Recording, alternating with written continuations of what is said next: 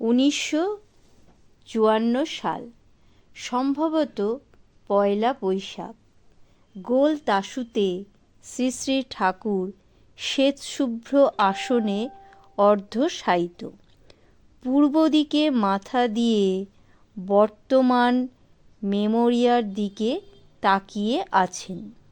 আমি শ্রী শ্রী ঠাকুরের পায়ের দিকটায় দাঁড়িয়ে আছি। অতি উজ্জ্বল তাম্রবর্ণের ন্যায় গায়ের রং। অবলোকন করছি। এমন সময় শ্রী শ্রী ঠাকুর আমাকে বললেন, এই তোর পাঞ্জা আছে? পাঞ্জা জিনিসটা কি তখন আমি বুঝতাম না, না বুঝে চুপ মেরে গেলাম। আমার ঋত্বিক যামিনীকান্ত রায়চৌধুরীদা বর্তমান মেমোরিয়ার কাছে দাঁড়িয়ে একজনের সাথে কথা বলছিলেন। তিনি লক্ষ্য করলেন ঠাকুর যেন আমায় কিছু বলছেন। তিনি তাড়াতাড়ি এসে আমাকে জিজ্ঞাসা, ঠাকুর আপনাকে কি জিজ্ঞাসা করছিলেন? আমি বললাম, ঠাকুর বললেন পাঞ্জা আছে কিনা।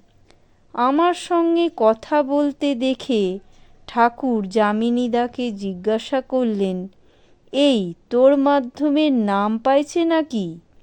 যামিনীদা বললেন, আজ্ঞে হ্যাঁ।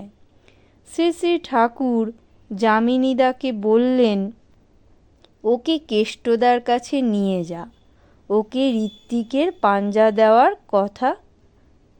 আমি তখন ভাবলাম, যামিনীদা যা করে বেড়ায় আমাকে তাই করতে হবে।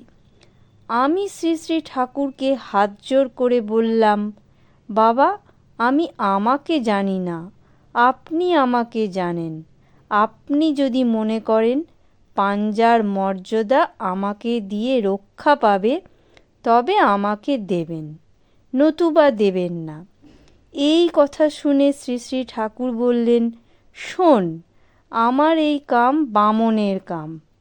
তোরা যদি এই জোয়াল ঘাড়ে না করিস তবে কে করবে? এরপর চুপ মেরে গেলাম।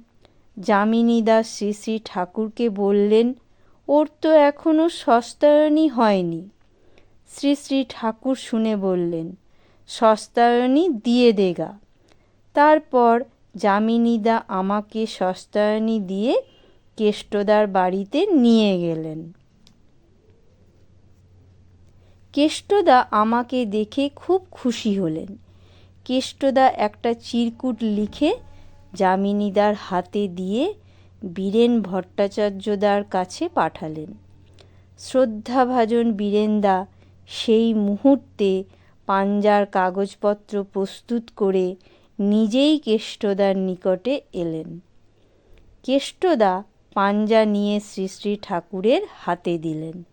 শ্রী শ্রী ঠাকুর পাঞ্জা কপালে ঠেকিয়ে আমার হাতে তুলে দিলেন। সেদিন থেকে আজও তার জোয়াল বয়ে নিয়ে চলেছি। জয়গুরু। আমি শ্রাবণী দাস। আমার এই ইষ্ট আলোচনা আপনাদের কেমন লাগছে সবাই আমাকে একটু কমেন্ট করে জানাবেন। জয়গুরু।